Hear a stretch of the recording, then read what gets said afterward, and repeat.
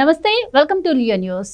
ఆంధ్రప్రదేశ్లో పరిణామాలను గమనిస్తున్న ప్రతి ఒక్కరూ కూడా జగన్మోహన్ రెడ్డి అరెస్ట్ ఎప్పుడా అని చర్చించుకుంటున్న పరిస్థితి. ఎందుకు అంటే ప్రశాంతంగా ఉన్న ఆంధ్రప్రదేశ్ను ఆయన ఏదో ఒక రకంగా కలవరపెడుతూనే ఉన్నారు. అయితే తాజాగా ఢిల్లీ వెళ్ళినటువంటి చంద్రబాబు మరి చాలామంది మంత్రులను కలవడం జరిగింది. అందులో భాగంగా ముఖ్యంగా ఎప్పుడు వెళ్ళినా ఆర్థిక మంత్రి నిర్మలా సీతారామన్ గారిని అయితే కలుస్తూ ఉంటారు. అయితే తాజాగా ఈసారి విదేశాంగ మంత్రే స్వయంగా వచ్చి బాబు గారిని కలిశారు అంటున్నారు. అయితే దీని వెనక ఏదో కారణం ఉండవచ్చు అనే అనుమానాలు అయితే వస్తూ ఉన్నాయి. మరి ఎందుకు స్వయాన విదేశాంగ మంత్రి వచ్చి బాబు గారిని కలవడం, మరి ఆ విదేశాంగ మంత్రి బాబు గారిని కలవడానికి ఆంధ్రప్రదేశ్లో జగన్మోహన్ రెడ్డికి ఇక రోజులు దగ్గర పడ్డాయి అనుకోవడానికి ఏమైనా సంబంధం ఉందా? ఇలాంటి విషయాలన్నీ తెలుసుకుందాం. మనతో పాటు ఉన్నారు సీనియర్ జర్నలిస్ట్ దుర్గా కుమార్ గారు. నమస్కారం సార్. నమస్కారం మా గోవర్ధని, మన వీక్షకులు కూడా నమస్కారం సార్.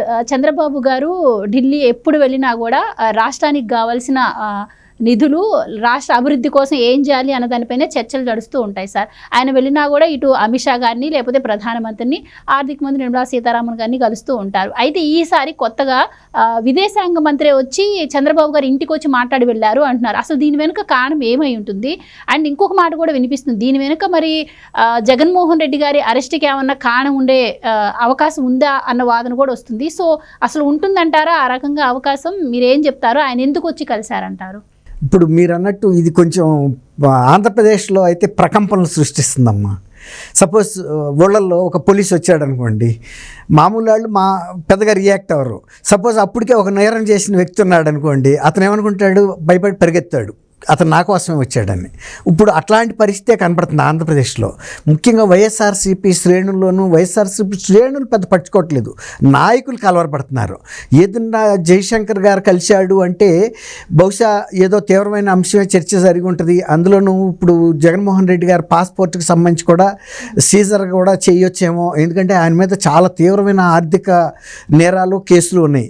దేశంలో ఎవరి మీద కూడా అంత తీవ్రమైన కేసులు అన్ని సంఖ్యలో కూడా లేదు. ఇంతవరకు బహుశా స్వతంత్ర భారతదేశంలో కూడా ఇంత ఆర్థిక నేరాలు అంత మొత్తంలో కేసులు ఫైల్ అయింది, జప్తు అయింది కూడా జగన్మోహన్ రెడ్డి గారిది.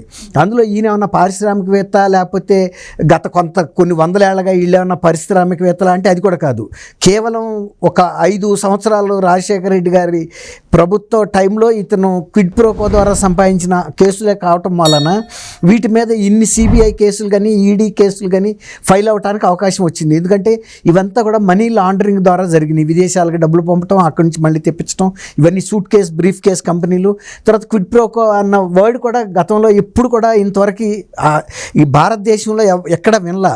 ఇది కేవలం ఫ్రాన్స్లోను కొన్ని యూరోపియన్ కంట్రీస్లోనూ ఉండేదంట. ఏంటంటే అధికారంలో ఉన్న పెద్దలు ప్రైవేట్ వ్యక్తులకి ఏదైనా ప్రభుత్వపరమైన సహాయం చేస్తే ఆ ప్రైవేట్ వ్యక్తులు ఈ దేశాధ్యక్షులకో దేశ నేతలకో వాళ్ళ కుటుంబ సభ్యుల సంస్థల్లో భారీ పెట్టుబడులు పెట్టేవాళ్ళంట. షేర్లని పెద్ద రేటుకు కొనేవాళ్ళు. దీన్ని క్విడ్ ప్రోకో అనేవాళ్ళు. కానీ అది అంతకుముందు అసలు ఇండియాలో ఎక్కడ కూడా మీడియాలో నేను కూడా 79 నుంచి ఉన్నా, క్విడ్ ప్రోకో అనే వర్డ్ ఎప్పుడూ వినలేదు. కేవలం జగన్మోహన్ రెడ్డి గారు, విజయసాయి రెడ్డి, రాజశేఖర రెడ్డి గారు వీళ్ళకి కలిసి చేసిన దీని ద్వారానే బయటకు వచ్చింది. ఫస్ట్ టైం విన్నాం, దాని అర్థం కూడా తెలుసుకున్నాం. ఇప్పుడు ఈ కేసెస్ దృష్ట్యా రవిశంకర్ గారు స్వయంగా చంద్రబాబు నాయుడు గారిని కలవటం, బహుశా ఈ ఏదైనా పాస్పోర్ట్ సీజర్ చేస్తారా, లేదు ఈ కేసులకు సంబంధించి ఇంకా ఏమైనా విదేశాల నుంచి రావాల్సిన సమాచారాన్ని తెప్పించి త్వరగా ఆ కేసులు విచారణ జరిగేటట్టు చంద్రబాబు గారు కోరి ఉంటారేమో అనేది వీళ్ళ అనుమానం. నా వ్యక్తిగత అభిప్రాయం ఏంటంటే, చంద్రబాబు నాయుడు గారు ఇప్పుడు మొన్న ఇండియా టుడే లాంటి ఒక ప్రముఖ పత్రిక సర్వే చేసినప్పుడు కూడా దేశంలోనే 5వ ప్రభావతమైనటువంటి పవర్ఫుల్ లీడర్గా ఎమర్జ్ అయ్యాడు. గతంలోనూ కూడా అట్లాంటి ప్లేస్లోనే ఉన్నాడు. ఇప్పుడు అంత పెద్ద వ్యక్తి ఇవాళ ఈ చిన్న విషయాన్ని ఆయన దగ్గర, అందులోనూ రవిశంకర్ గారు కూడా చాలా పెద్ద మేధావి, బీజేపీ ప్రభుత్వంలోనే కాదు యుఎన్ఓలో కూడా చాలా మంచి ఇన్ఫ్లుయెన్స్ ఉన్న మనిషి. అన్ని యూరోపియన్ దేశాల్లో కూడా చాలా ఆయన అంటే గౌరవం ఉంది. భారత విదేశాంగ శాఖ మంత్రిగానే కాకుండా ఆయన మేధస్సుకు కూడా చాలా విదేశాలు ఫిదా అవుతాయి. అంత ఇన్ఫ్లుయెన్షియల్ పర్సన్ ఆయన చంద్రబాబు నాయుడు గారు బహుశా కలవటానికి ఊరికే ఆయన అభిప్రాయం వ్యక్తం చేస్తే నేను అనుకుంటుంది ఏంటంటే, లేదు చంద్రబాబు నాయుడు గారు మన కార్యాలయానికి రావద్దు, నేనే వారి దగ్గరికి వెళ్తానని చెప్పుంటాడు. అందువల్ల అధికార నివాసానికి ఆయనే వచ్చాడు. అదొక గౌరవం. అందులోనూ కూటమి ప్రభుత్వంలో చంద్రబాబు నాయుడు గారు అతి ముఖ్యమైన నేత, తర్వాత మోడీ గారికి కానీ షాక్ కానీ అత్యంత అంతరంగికుడు. కాబట్టి ఇంత కీలకమైన వ్యక్తి తను ఆ ఆఫీసుకి తెప్పించుకోవటం అనేది ఆయన సంస్కారానికి ఇబ్బందిగా అనిపించి ఉండొచ్చు రవిశంకర్ గారికి. నేను చంద్రబాబు గారిని వెళ్ళి కలవటం సమంజసం, అంటే వయసు రీత్యా కూడా కొద్దిగా ఈయన పెద్దాడనే నేను అనుకుంటున్నాను. తర్వాత ఈయనకున్న పలుకుబడి కానీ యుఎన్ఓ అంతర్జాతీయ ద్రవ్య సంస్థల దగ్గర కూడా చంద్రబాబు నాయుడు గారికి మంచి రిప్యుటేషన్ ఉంది. ఎందుకంటే ఆర్థికంగా క్రమశిక్షణ కలిగిన వ్యక్తి. ఏమైనా ఒక పథకాలు తయారు చేశాడంటే అవి ఆర్థికంగా వెసులుబాటుగా ఉండే పథకాలే ఆయన మన దగ్గరికి తీసుకొస్తారు. అటువంటి పథకాలకి మనం ఫైనాన్స్ ఇచ్చితే కూడా రీపేమెంట్ కరెక్ట్గా జరుగుతుంది. తర్వాత అక్కడ డెవలప్మెంట్ కూడా జరుగుతుంది. ఒక విజనరీ అనేది వాళ్ళకి తెలుసు. అందువల్ల ఒక వీరుడు ఇంకొక వీరుడిని గుర్తిస్తాడు అన్నట్టు ఒక మేధావి రెండో మేధావిని గుర్తించాడు. ఎట్లా అంటే రవిశంకర్ గారు కూడా ఈయన గొప్పదనం తెలుసు కాబట్టి ఇతర మంత్రుల్లాగా ఆయన మన కార్యాలయానికి రావటం కరెక్ట్ కాదు అనే ఒక గౌరవ భావంతో వెళ్ళి కలవటం అనేది జరిగింది అనుకుంటున్నాను. అందులో ఆయన కూడా బీజేపీ ప్రభుత్వంలో కూడా అత్యంత కీలకమైన వ్యక్తి రవిశంకర్ గారు. అందువల్ల ఈయన స్థానం కూడా ఆయనకు తెలుసు కదా.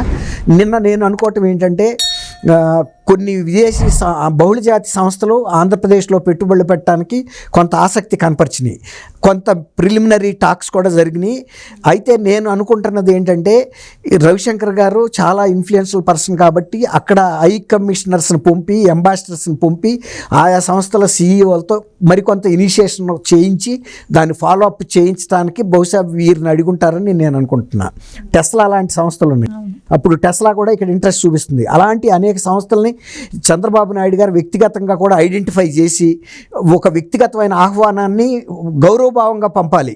ఒక స్థాయిలో పంపాలి తప్ప ఎవరో తక్కువ స్థాయిల ద్వారా వెళ్ళకూడదు.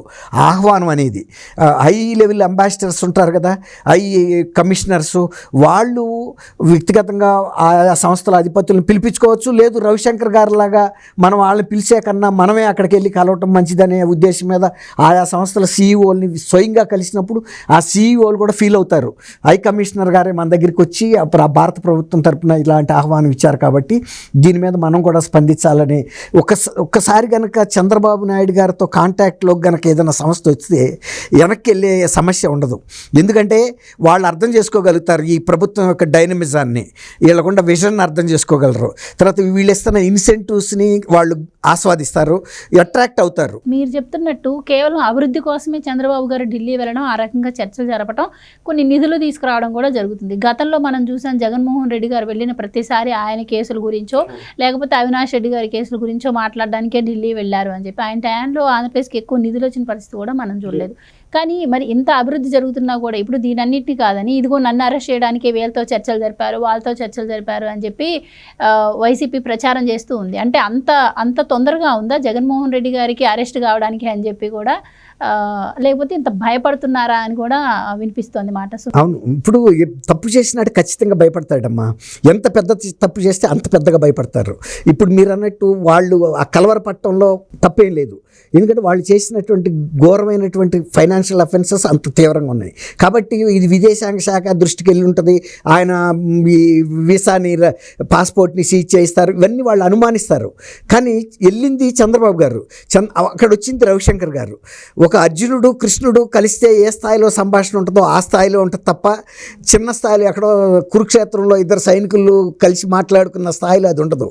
అది పెద్ద స్థాయిలో ఉంటుంది, పెద్ద డెవలప్మెంట్కి సంబంధించి ఉంటుంది, ఒక విజన్కి సంబంధించింది ఉంటుంది తప్ప ఇలాంటి చిల్లర అంశాలు అయితే వాళ్ళ దృష్టికి ఆయన టైం వేస్ట్ చేసుకుంటారని అనుకోను. ఎప్పుడు మీరు ఒక మాట అన్నారు, ఎప్పుడు వెళ్ళినా ఆయన డెవలప్మెంట్ కోసం అని. నిన్న ఆర్థిక మంత్రితో కూడా ఈ సందర్భంగా మనం ప్రస్తావించలేకపోయాం, కానీ నిన్న ఆర్థిక మంత్రితో కూడా చాలా పెద్ద పెద్ద అంశాలు, చాలా స్పష్టమైన అంశాలు చక్కటి అవగాహనకు వచ్చేసారు.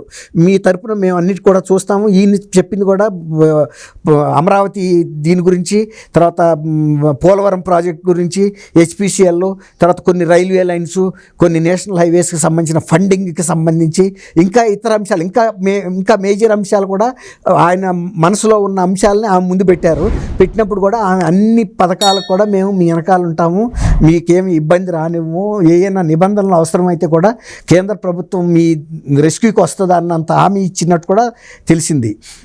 ఎందుకంటే నిర్మలా సీతారామన్ గారికి ఆంధ్రప్రదేశ్ కొత్త కాదు, ఒక రకంగా ఆమె తెలుగు ఆడపడుచు కింద లెక్కే. ఆమె మన తెలుగు ఇంటి కోడలే. కాబట్టి నిర్మలా సీతారామన్ గారు ఎప్పుడైనా మనం ఆంధ్రప్రదేశ్ పట్ల బాగా అభిమానంగా ఉంటారు. అందులో చంద్రబాబు నాయుడు గారు అంటే ఒక తండ్రి లాంటి భావన అనుకుంది. ఒక విజనరీ, మళ్ళీ స్టేట్ మంచి ఫామ్లోకి రావడానికి తన వంతు సహకారం అందిస్తానికి కూడా ముందుకు వచ్చిందని చెప్పారు. తర్వాత ఇంకోటి ఏంటంటే మనం ఇక్కడ గమనించాల్సింది, దురదృష్టవశాత్తు ఇంకా కొన్ని కార్యక్రమాలు ఆయన కట్ షాట్ చేసుకున్నారు. చంద్రబాబు నాయుడు గారు సోదరుడు రామ్మూర్తి నాయుడు గారు ఆకస్మికంగా ఇవాళ హైదరాబాద్లో చనిపోవటం, దాంతో ఆయన మళ్ళీ కట్ షాట్ చేసుకొచ్చారు. మన ఛానల్ తరపున కూడా చంద్రబాబు నాయుడు గారి కుటుంబానికి, మన రామ్మూర్తి నాయుడు గారి కుటుంబానికి కూడా మన ప్రేక్షకుల తరపున, మన తరపున సానుభూతి తెలుపుతూ వారి ఆత్మకు శాంతి కలగాలని కూడా ప్రార్థించుకున్నాం. Right sir, thank you sir. Thank you. Please subscribe to Leo news for more videos.